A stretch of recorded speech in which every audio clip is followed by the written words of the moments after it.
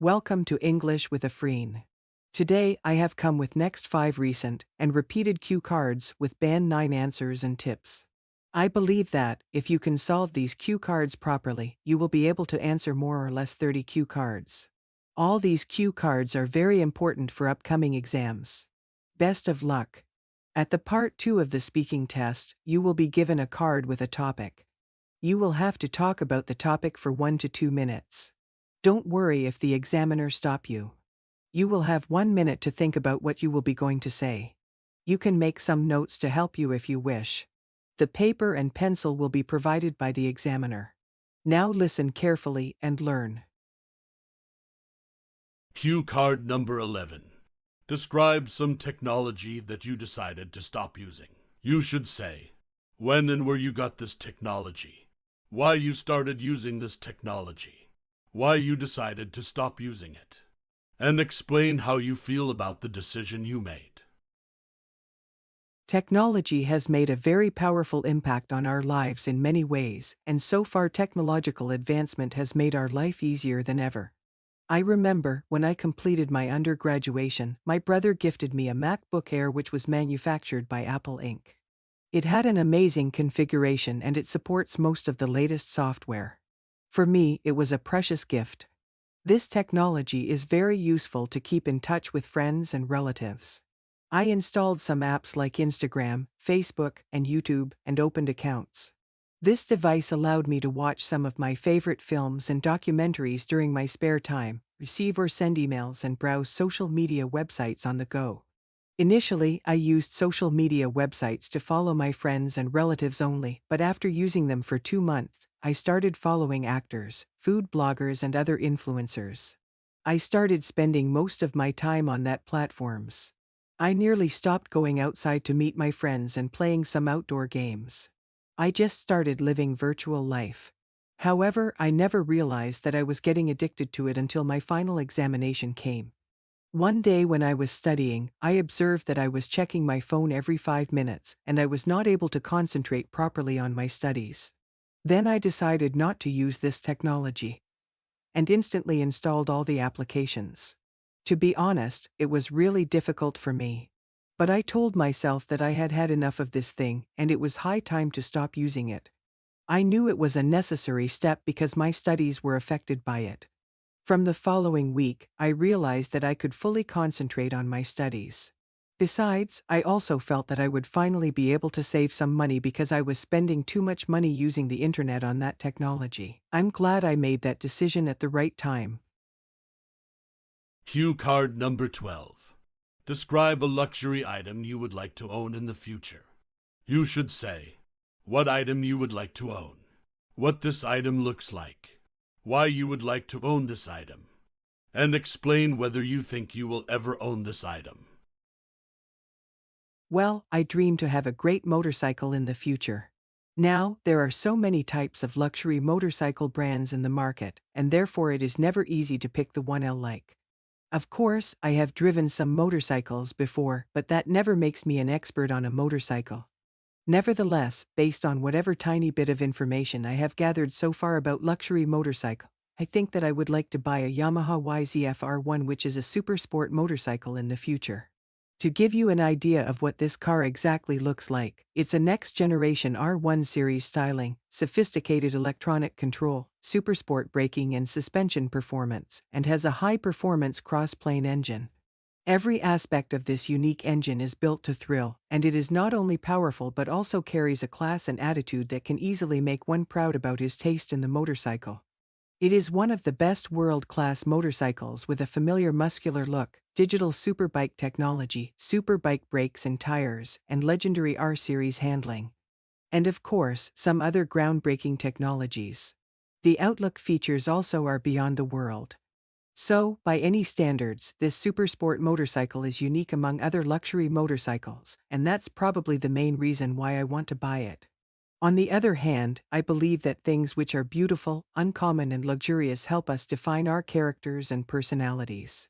Of course, gathering knowledge and learning about this motorcycle, and whether I would be able to own it one day or not, is something totally different. But I think that it will probably take me about a good 20 years of my life to save up enough money which is necessary to buy a such motorcycle. Anyway, I want to own this luxury item, mainly it looks so classy and elegant, and it has used the latest technology. But I believe that spending too much money to buy such a nice, luxury motorcycle doesn't look very bright, does it? Cue card number 13. Describe a time when you did shopping in a street market. You should say, where is it? What can you buy there? What is it famous for? How do you feel about it? I'm a passionate shopaholic, and I believe that shopping is a great pastime. Usually, I shop at different places like shopping malls, roadside stores, and street markets. But I'm fond of street shopping as I'm amazed by the so many things available at one place at an affordable price. Also, I can easily bargain for a good price, which in the malls or stores may seem impossible. This street market, also known as an open-air market, is situated 2 kilometers away from my house near the northeast beach in my city, where one can witness an array of stores and stalls of all sorts of items, including electronics, convenience stores, food joints, clothing and grocery store, home decor and handicraft items, furniture showroom, etc. In other words, the open-air market is a hub of almost everything. The vibrant lanes of the open-air market are divided into separate markets selling different goods for wholesalers and retailers so that people may not get confused. This street market is famous for its discounts and deals for imported electronic gadgets, home appliances, and mobile phone accessories. Many dealers from across the state visit the open-air market to purchase the electronic products in bulk, and this is the reason the place is always crowded. If someone is really good at negotiating, then they're lucky to crack unbelievable deals. I feel extremely fortunate to have such an amazing, full-fledged market in my city where I can easily purchase anything and everything at attractive prices. Also, roadside shopping is definitely a treat for an individual, and this street market in my city is a paradise for shopaholics. Cue card number 14. Describe a time when you were stuck in a traffic jam. You should say when and where it happened, how long you were in the traffic jam, what you did while waiting, and explain how you felt when you were in that traffic jam. Well, traffic jam is quite a common scene, especially in big cities where people waste a lot of time in these jams. I am going to talk about one such experience that I lately had where I was stuck in a jam for a long time. Actually, my friend and I planned a weekend. We decided to go to National Museum on the weekend and have a lot of fun. We planned to go shopping, watch a movie in the cinema and later have a meal in a restaurant and come back home.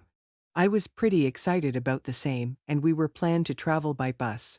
The next morning, when I reached the bus stop, I received a phone call from my friend who canceled the program for some reason, but I decided to travel alone.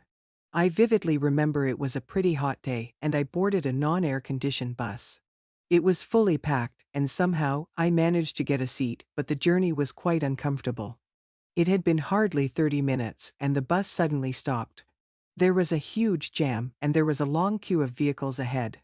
The bus driver stopped the engine and went out to inquire. It was really difficult to spend the time waiting in this bus. So, I decided to play a game on my phone or listen to music.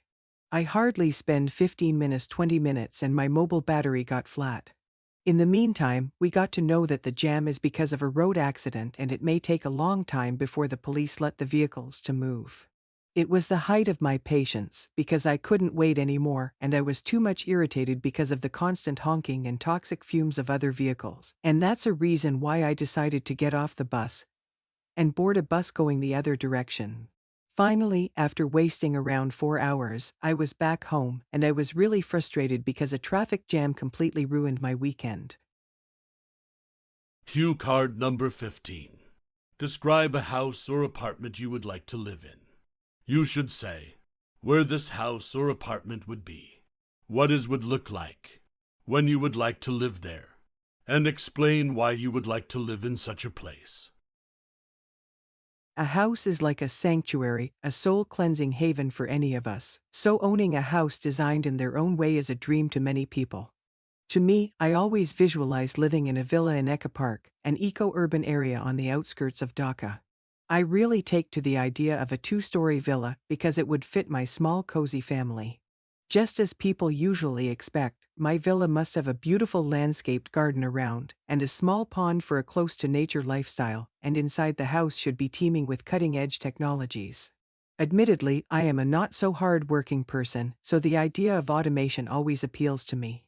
I myself know that, to have such a house means to have such a lot of money, because the real estate in the urban area eco park costs an arm and a leg. This makes the time issue really unpredictable, and as I am still a university student, now I cannot say with certainty when I can live in that dream house. Despite the exorbitant cost, it truly pays off to possess a villa like this. Eco Park, as I said earlier, is an eco-city, so living there feels like living in a pristine environment with fresh air and vast greenery, a perfect retreat from the hustle and bustle of the capital, Dhaka, Bangladesh. Having a house on my own also satisfies my freedom craze, allowing me to do whatever and whenever I want without being restrained by anyone. Still, dream is just a dream, but this dream villa gives me motivation to do my utmost to achieve the goal, because after all, home is where the heart is, right? Follow these tips to get a good band in IELTS speaking test. 1. When you talk, you should only look at your notes briefly. Don't read directly from your notes. 2. Don't be afraid to disagree with the opinions the examiner expresses. 3. It is important to have your own opinion to current issues. There is no problem if you provide any false information. 4. If you run out of ideas after 1 minute, give yourself a fresh start by looking at the task in the booklet again. 5. It's important to listen carefully to the examiner's questions so that you can answer in the correct tense. 6. When you answer yes, no questions, please answer the questions first and then give reasons for your answer. Don't simply answer yes or no. 7. Make good eye contact with the examiner from the moment you enter the room and answer in a polite and friendly way. Your body language plays an important role in communication. 8. Make sure that you arrive 45 minutes before your test so that you are not hurrying and have time to relax. If possible, please visit the test center before the day of your test so that you are familiar with where you need to go. The speaking test is a natural conversation. If you try to give a prepared speech, the examiner will interrupt you and ask you a different question. So try to be natural all the time. Thank you for watching the video. Please like, comment, share, and subscribe to the channel.